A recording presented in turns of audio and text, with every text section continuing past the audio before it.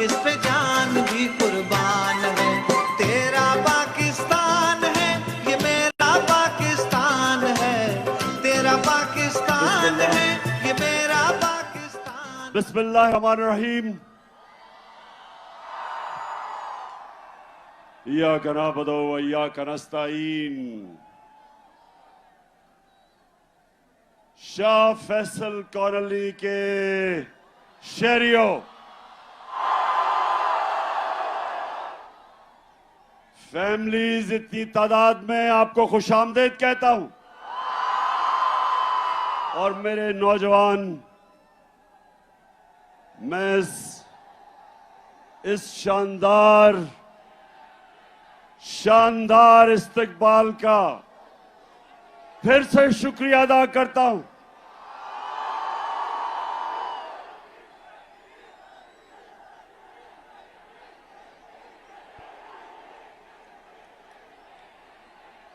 जब मेरी हुकूमत हटाई गई,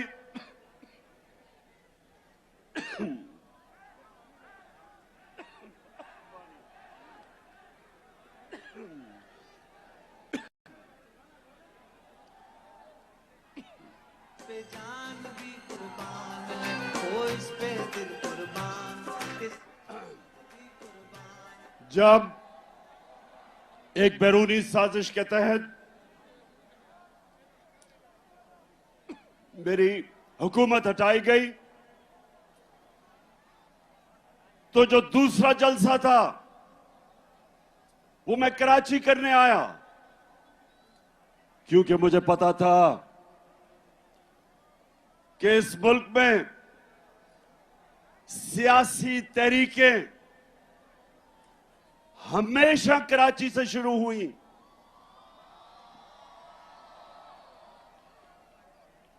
कराची के लोग शऊर रखने वाले लोग हैं, सियासत को समझने वाले लोग हैं, और इसलिए मैं आपके पास तब आया। और मुझे अभी भी याद है कि मज़ार कायद पे जिस तरह मेरी कराची की आवाम निकली और मेरी हौसला अफजाई की, मैं उसका भी आज शुक्रिया अदा करना चाहता हूं आपका। अब 2 बाय इलेक्शन है इतवार को। 2 बाय इलेक्शन हो रहे हैं इतवार को, मलीर में और कुरंगी में। तो मैं आज इधर शाह फैसल कॉलोनी में खड़े होकर सारे पाकिस्तान को कह रहा हूं, सारे मुल्क को मैं आज पैगाम दे रहा हूं कि ये इलेक्शन नहीं हो रहे, ये मुल्क का रेफरेंडम हो रहा है। ये मुल्क का फैसला होने जा रहा है। मेरे पाकिस्तानियों, एक मुल्क जो अल्लाह ने हमें एक तोहफा दिया था पाकिस्तान का, वो आज एक फैसला कुन वक्त पे खड़ा है। एक तरफ पाकिस्तान के बड़े बड़े डाकू जो 30 साल से इस मुल्क को लूट रहे हैं, चोरी करते हैं,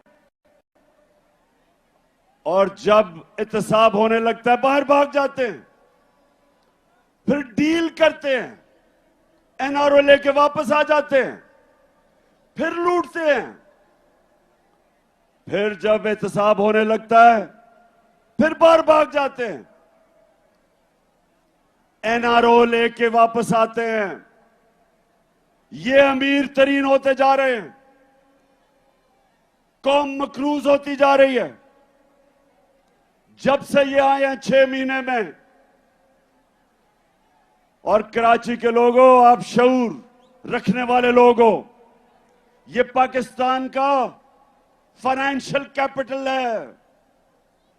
कराची ऊपर जाता है तो पाकिस्तान ऊपर जाता है।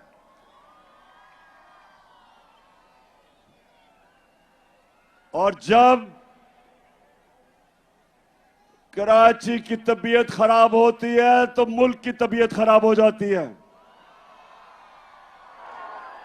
ये पाकिस्तान का फाइनेंस का इंजन है, ये आगे लेके चलता है और मुल्क आगे जाता है। तो कराची, आप सब जानते हैं कि जब से ये आए हैं चोर, एक साजिश के तहत, बैरूनी साजिश के तहत, और जब से ये मुल्क के ऊपर मुसल्लत किए गए, महंगाई के सारे रिकॉर्ड टूट गए। 50 साल में मुल्क की सबसे ज्यादा महंगाई। यहां फैमिलीज बैठी हैं, जब बिजली के बिल आते हैं तो आप सब जानते हैं कि कभी इस मुल्क के अंदर इतनी महंगी बिजली, और खास तौर पे जो तनख्वाहदार तबका है, बिजली, अभी गैस बढ़ने वाली है, लोड शेडिंग, पेट्रोल और डीजल 150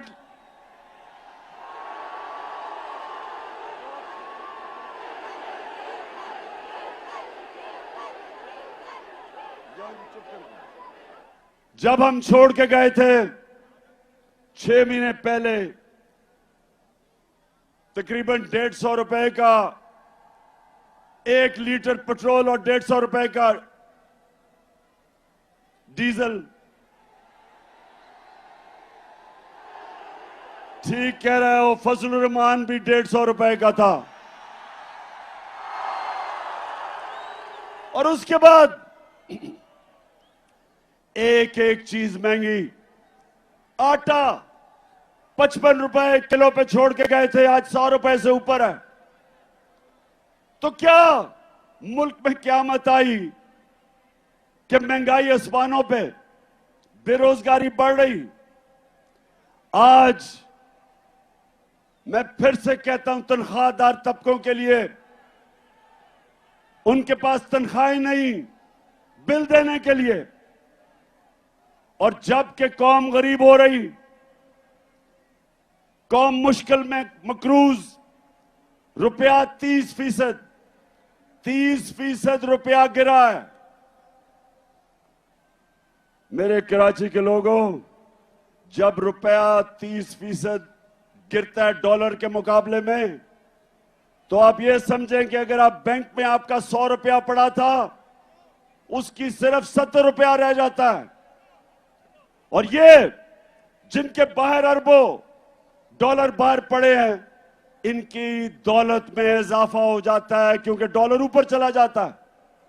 ये 30% ऊपर, मुल्क 30% नीचे। तो सवाल यह है कि जिन लोगों ने इनको हमारे ऊपर मुसल्लत किया, आज सारी कौम सवाल पूछ रही है कि जो आपने साजिश करके इन चोरों को हमारे ऊपर बिठाया, तारीख, इस मुल्क की तारीख आपको नहीं भूलेगी। ये कौम आपको नहीं भूलेगी जो आपने जुल्म किया इस कौम के साथ। दुश्मन भी ना करे, दुश्मन भी वो नुकसान नहीं पहुंचा सकता था पाकिस्तान का, जो इन चोरों को हमारे ऊपर मुसल्लत करके नुकसान पहुंचाया। तो ये रेफरेंडम है, परसों जो इलेक्शन है, 8 जगह मैं इलेक्शन इसलिए लड़ रहा हूं कि मैं अपनी कौम को बताना चाहता हूं कि हमने फैसला करना है। क्या हमने भेड़ बकरियों की तरह इनकी गुलामी करनी है, चोरों की, या एक आजाद कौम की तरह, एक खुददार कौम की तरह अपने पैर पे खड़ा होना है, हकीकी आजादी लेनी है अपनी। क्योंकि मेरे पाकिस्तानियों, सिर्फ आजाद इंसानों की परवाज ऊपर होती है। मैं वो पाकिस्तानी हूं, अल्लाह ने मेरे से बेहतर टैलेंटेड खिलाड़ी थे क्रिकेट में, मेरे से ज्यादा पैसे वाले लोग थे जो मेरे से ज्यादा अस्पताल बना सकते थे। पॉलिटिक्स में मेरे से ऐसे लोग थे जिनकी खानदान पॉलिटिक्स में थे, मेरा तो कोई खानदान पॉलिटिक्स में नहीं था। लेकिन मेरे पाकिस्तानी अल्लाह ने कामयाबी मुझे इसलिए दी क्योंकि मैं एक आजाद इंसान हूं, मैं आजाद हूं, मैंने किसी की गुलामी नहीं की। मैं ला इलाहा इल्लल्लाह,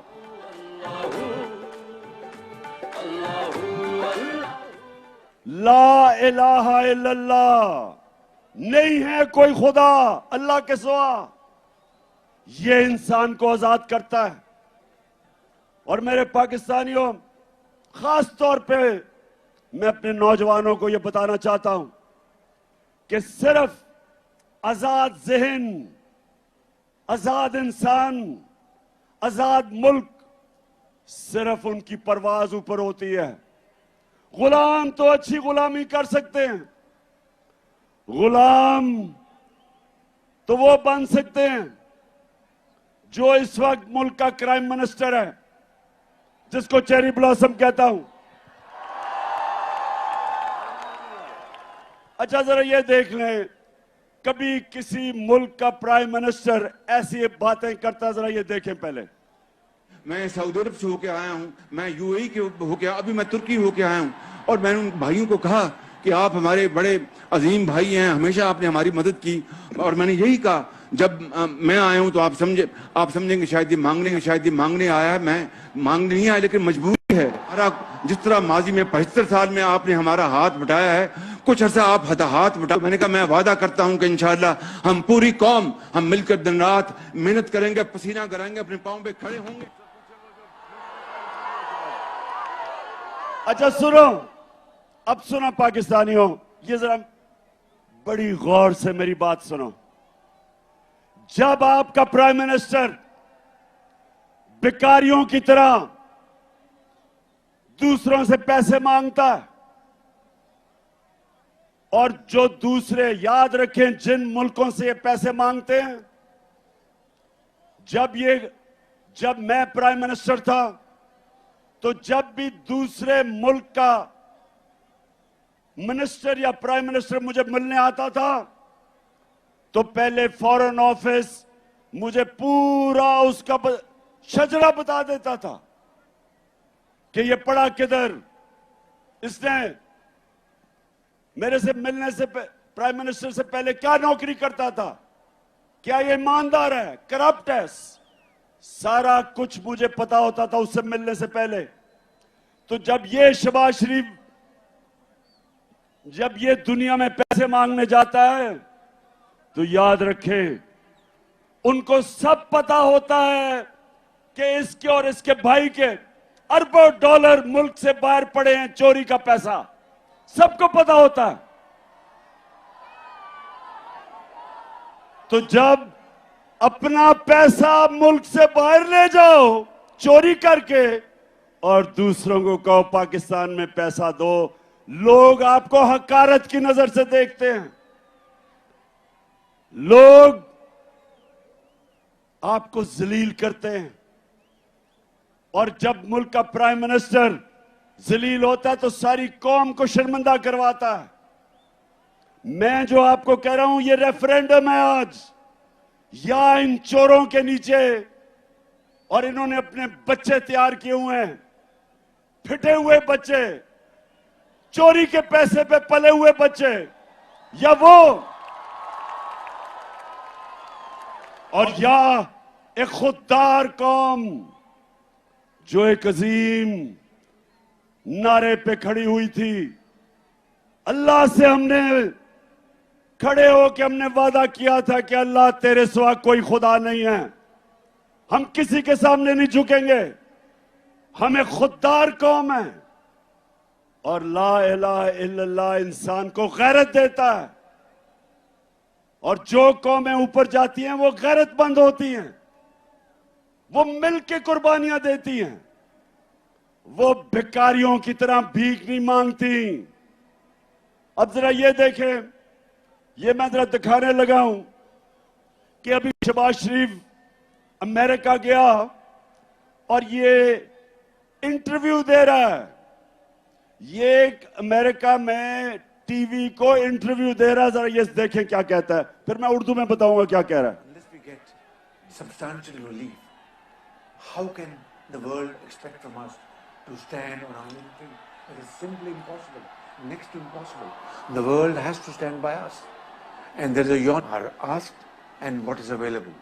Please, through your cameras, have this yawning gap bridged and bridged very quickly. The epidemic. It is waiting for us. Please help us in कहता है उस एंकर को प्लीज हेल्प अस, और वो टीवी एंकर है शहबाज शरीफ। गोरा रंग देख के सबके सामने हाथ फैला लेते हो। अब वो तो टीवी एंकर है, उसे कहता है प्लीज हेल्प अस, और वो किधर से पैसे दे तुम्हें। लेकिन जब अच्छा, एक और मैं आपको दिखाता हूं, क्योंकि कराची जरा आप एंजॉय भी करें ना। Thank you very much, Jan एक Secretary. मिनट, अच्छा अब ये सुन ले, वो कराची जरा सुनो। यूनाइटेड नेशंस का सेक्रेटरी जनरल पाकिस्तान आता है, सलाब आए हुए होते हैं, वो खुद देखने आता है कि मैं कैसे पाकिस्तान की मदद कर सकूं।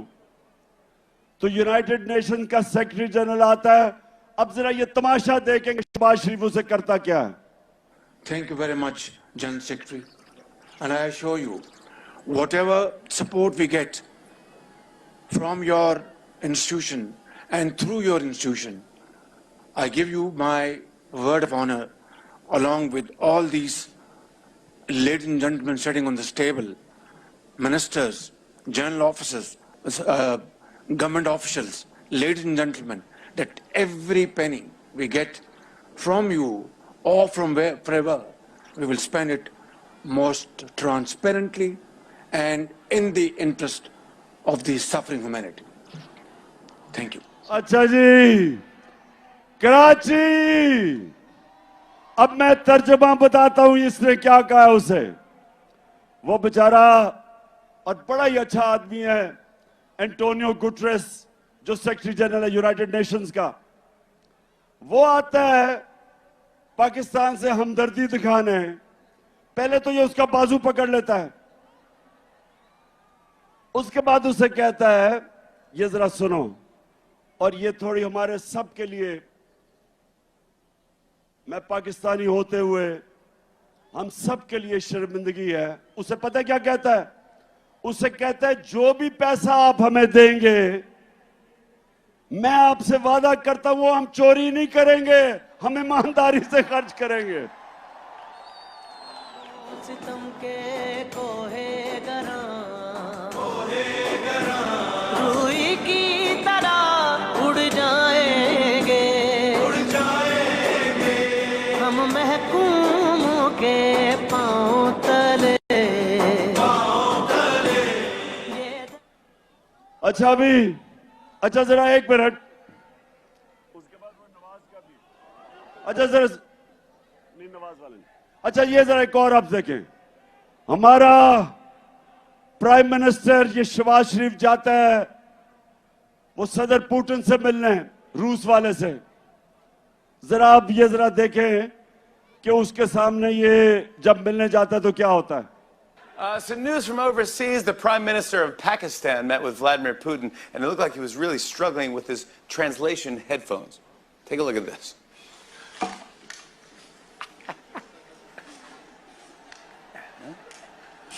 गौर से देखिए, गौर से। There you go. Уважаемый господин премьер-министр,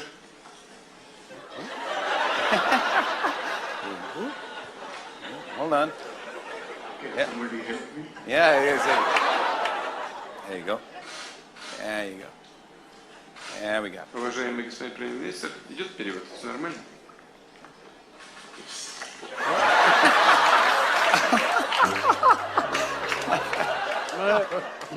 That guy is the leader of 220 million people. I just want to let you know that. And then he अच्छा मैं बस अब ये क्या आप देख रहे थे? अब आपको मतलब समझ आ गया कि कांपे टांगती कैसे हैं। पुतिन के सामने ऐसे बैठा है जैसे हेडमास्टर के सामने बेचारा स्कूल का बच्चा बैठा हुआ है। और ये होता है पाकिस्तानियों, जब एक बैरूने मुल्क के साजिश के तहत एक आदमी को जिसको सजा होनी थी, इसको और इसके बेटे को FIA केस के अंदर 16 अरब रुपए की जो चोरी पकड़ी गई थी, इसको सजा होनी थी, बजाय सजा होने के बचाया गया इसे और इसको ऊपर बैठा दिया। और इससे आज पाकिस्तान को उधर पहुंचाया जिधर ये खुद अमेरिका में कह रहा है कि अब हम अपने कर्जे वापस नहीं कर सकेंगे। वो जो भी इंटरव्यू दे रहा था कि हमारी मदद करो, हम अपने कर्जे वापस नहीं कर सकते। तो कौन सी क़यामत आई थी 6 महीने पहले? ये पाकिस्तान की जो हर साल शाया होती है इकोनॉमिक सर्वे ऑफ पाकिस्तान, जो इन्होंने इस हुकूमत ने शाया की।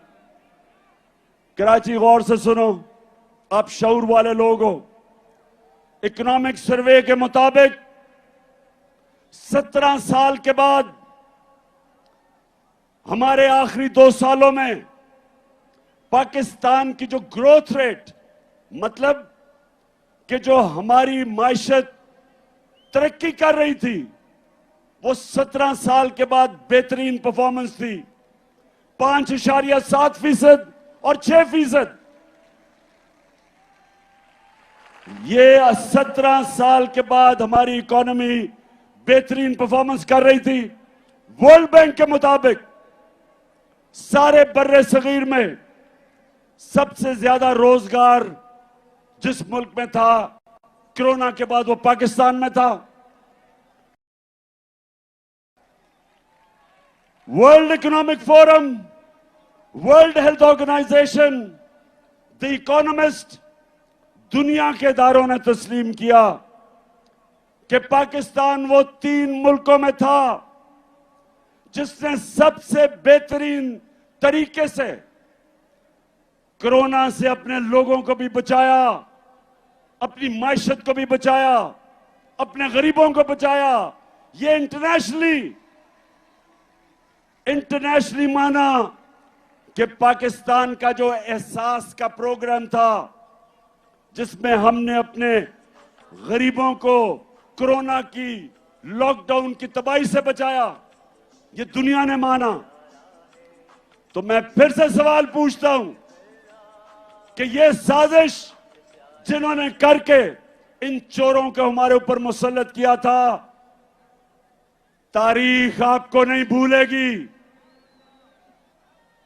ये कौम जो मुश्किलात का सामना कर रही है नहीं भूलेगी। और इंशाअल्लाह जो मैं आपसे सबसे उम्मीद रखता हूं, ये जो परसों बाय इलेक्शन आ रहे हैं, इस इलेक्शन के अंदर कौम ने रेफरेंडम करना है, बताना है कि हम इस इंपोर्टेड हुकूमत को मंजूर नहीं करते। हम इन चोरों को, जो 30 साल से 2 बड़े बड़े डाकू खानदान जो चोरी करके पैसा बाहर लेके जा रहे थे, हम कभी इनको कबूल नहीं करेंगे। और मैं इसके साथ आज सबको बता दूं कि इंशाअल्लाह इस मुल्क की तारीख का सबसे बड़ा जो मैं मार्च करने लगा हूं, जिसकी मैं कॉल देने लगा हूं, इस मुल्क की सबसे बड़ी मुजाहरा होगा। इस मुल्क की तारीख, अवाम का समुद्र निकलेगा हमारे साथ और सबको बताएगा, सारों को पैगाम देगा इस मुल्क में कि कौम किधर खड़ी है आज, कि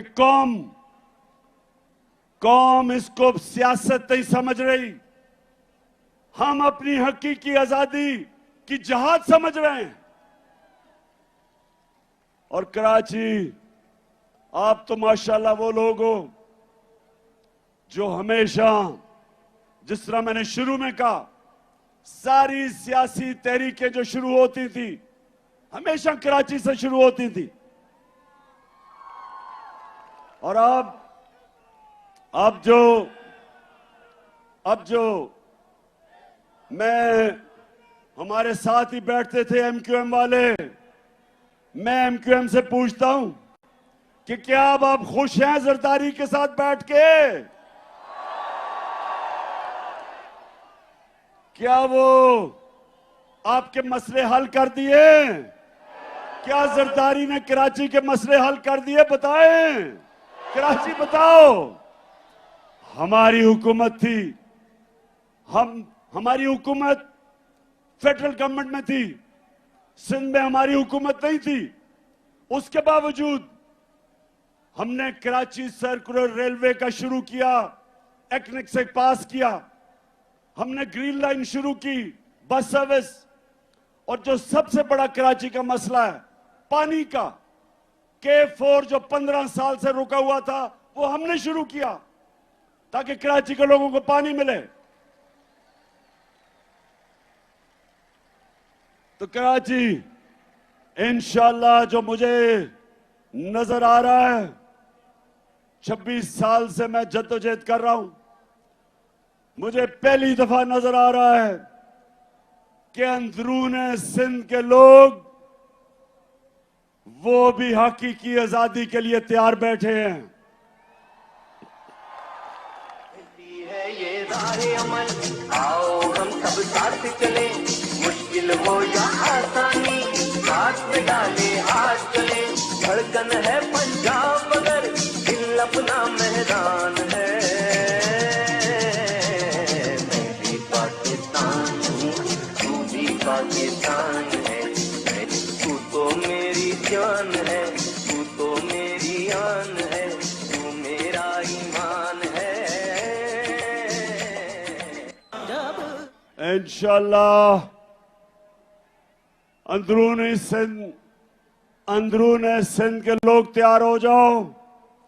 मैं ये मार्च से फारिग हो लूं, मेरा फिर पूरा रुख अंदरूने सिंध पे है और फिर कराची भी आऊंगा। और मेरा ये अज़म है कि ये जो जरदारी माफिया जिसने अंदरूने सिंध के लोगों को गुलाम बनाया हुआ है, मेरे सिंधी भाइयों तैयार हो जाओ। इंशाल्लाह मैं जब तक सिंध में अब दौरा करूंगा, एक एक डिस्ट्रिक्ट में जाऊंगा, अपने सिंध के लोगों को खड़ा करूंगा और ये अजाब, ये जो बीमारी लगी हुई है जरदारी की सिंध को, ये इंशाल्लाह इससे आजाद करेंगे। अच्छा, आप कराची, अभी मैं जरा एक दो और आपको वीडियोस दिखाना चाहता हूं। मैं जरा अब गौर से आपने वीडियो देखनी है। मैं इसलिए बार बार दिखाता हूं हर जलसे में क्योंकि अभी मरियम कहती कि ओहो मैं तो बेकसूर थी और मैं बाइज्जत बरी हो गई हूं। उधर इसहाक डार कहता है मैं बाइज्जत बरी हो गया हूं। अब नवाज शरीफ बाइज्जत बरी हो जाएगा और इस NRO 2 में जरदारी भी बाइज्जत बरी हो जाएगा। सिर्फ बेचारे छोटे छोटे चोर पकड़े जाएंगे पाकिस्तान में। सिर्फ वो साइकिल चोर, स्कूटर चोर, मोटरसाइकिल चोर, बेचारे, उनके अलावा कोई बड़ा डाकू इस निजाम के अंदर नहीं पकड़ा जाएगा। तो जब मरियम कहती है, अब आपने गौर से देखना, ये मरियम कहती है जी मेरे से तो बड़ा जुल्म हुआ, मैं तो बेकसूर हूं। देखे ना ये इमरान खान कितना जालिम आदमी है। मरियम बीबी, सारी कौम से झूठ ना बोले। आपके जब हमने पूछा आपसे आज से 10 साल पहले कि 4 बड़े बड़े महलात लंदन के सबसे महंगे इलाके में, मेफेयर में, मेफेयर जो है सबसे महंगा इलाका है लंदन का, उधर 4 बड़े बड़े महलात इन्होंने खरीदे हुए थे। तो जब मैंने इससे पूछा कि बताओ कि ये महलात किधर से आए, कौन से पैसे से आए, तो मरियम क्या कहती है ये जरा देखें। 10 साल पहले इस तरह मुझे लगा कि आप लोगों को बेवकूफ नहीं बना सकते। मेरी सेंट्रल लंदन में प्रॉपर्टीज तो दूर की बात है, मेरी पाकिस्तान में भी कोई प्रॉपर्टी नहीं है। मैं अपने वालिद के साथ है और मुझे समझ नहीं आई कि मेरी और मेरी वालदा की और बहन भाइयों की प्रॉपर्टीज ये कहाँ से निकाल के ले आए हैं। मेरे नाम पाकिस्तान में कोई प्रॉपर्टी नहीं है, ये तो इंग्लैंड की बात है। सुन लिया। अब ये कब था? ये था 2014 में। बेचारी मरियम को नहीं पता था कि अल्लाह अल हक है और वो सच सामने ले आता है। 2 साल के बाद एक इंटरनेशनल इंकशाफ हुआ, पैनामा पेपर्स। पैनामा में जो इन्होंने ऑफशोर कंपनीज लेके बड़े बड़े दुनिया के वजीरों ने, प्राइम मिनिस्टर ने छुपाए हुए थे अपने असासे, उसे नहीं पता था कि वो इंकशाफ हो जाएगा और वो एकदम इनका नाम आ जाएगा कि जी मरियम के नाम पे वो 4 बड़े बड़े महलात हैं। तो पहले कहती कि लंदन तो छोड़ो, पाकिस्तान में भी कोई प्रॉपर्टी नहीं है। अब जब इंकशाफ होता है तो मरियम का भाई हुसैन शरीफ क्या कहता है, सुने। मैं इस बात को तस्लीम करता हूँ कि अल्हम्दुलिल्लाह पाक लेन के ऊपर जो अपार्टमेंट्स हैं वो अल्हम्दुलिल्लाह हमारे हैं। मैं इस बात को तस्लीम करता हूँ कि उनको ऑफशोर कंपनीज नेस्कॉल लिमिटेड और नीलसन लिमिटेड जो है उनको ओन करती हैं। और मैं आपको ये भी अर्ज करता हूँ उनको होल्ड कर रही है इस वक्त मरियम नवाज शरीफ, मेरी हमशीरा जो है। ठीक है जी, ठीक है। सुन लिया सबने।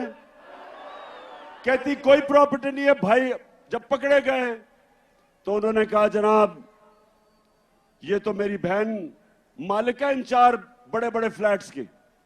तो जब ये पता चला कराची, फिर क्या हुआ? अब मरियम ने देखा कि अगर मरियम के पास तो पैसा ही नहीं था लेने के लिए, तो वो क्या कहती?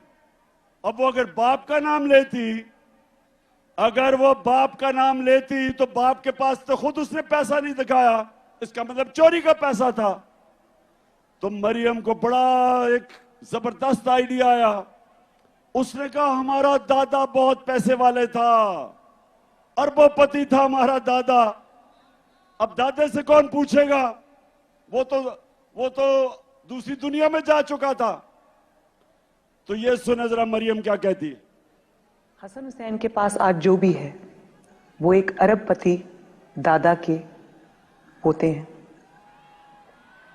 उस अरबपति दादा के पोते हैं जो 1960s और 70s में पाकिस्तान का अमीर तरीन इंसान था। ये जो एसेट्स हैं, ये जो बिजनेस के लिए पैसा है, ये सारा दादा से डायरेक्टली बच्चों को ट्रांसफर हुआ। तो समझ गए, डायरेक्टली दादा ने बच्चों को पैसा दे दिया। दादा अरबपति था। अब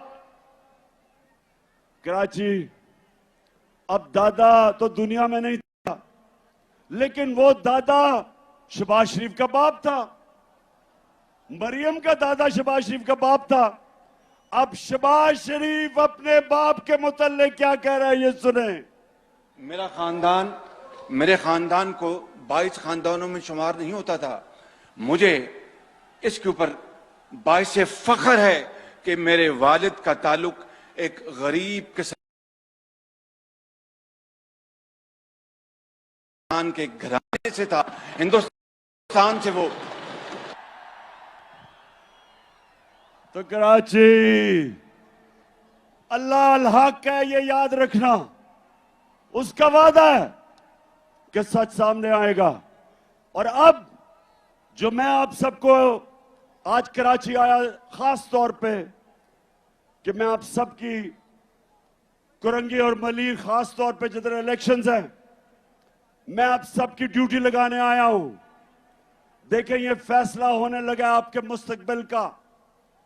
एक तरफ ये चोर हैं जो यहां से चोरी करके पैसा बाहर मुल्क को लूटने आते हैं, एनआरओ लेते हैं और फिर बाहर चले जाते हैं।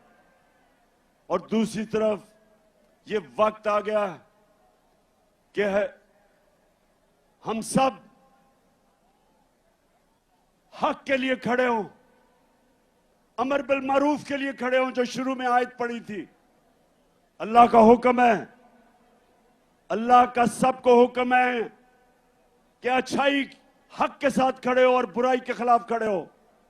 अल्लाह ने हमें किसी को इजाजत नहीं दी न्यूट्रल रहने की। उसने हमें सबको कहा कि अच्छाई के साथ खड़े हो, इन चोरों के साथ ना खड़े हो।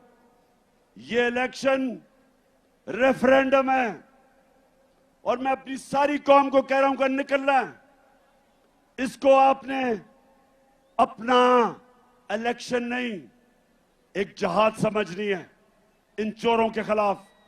और मैं सबसे आपसे उम्मीद रखता हूं कि आपने अपनी पूरी कोशिश करनी है, क्योंकि ये इमरान खान अकेले ने ठेका नहीं लिया हुआ करप्शन के खिलाफ जंग लड़ने का, ये आपका भी है जिम्मेदारी। तू अड़ जा फिर से, तू डट जा फिर से, वो बल्ला घुमा।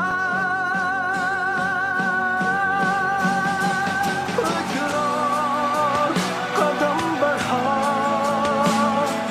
फिर से, वो लम्हा दोहरा जब जीत के आया था, फिर से वतन को जिता।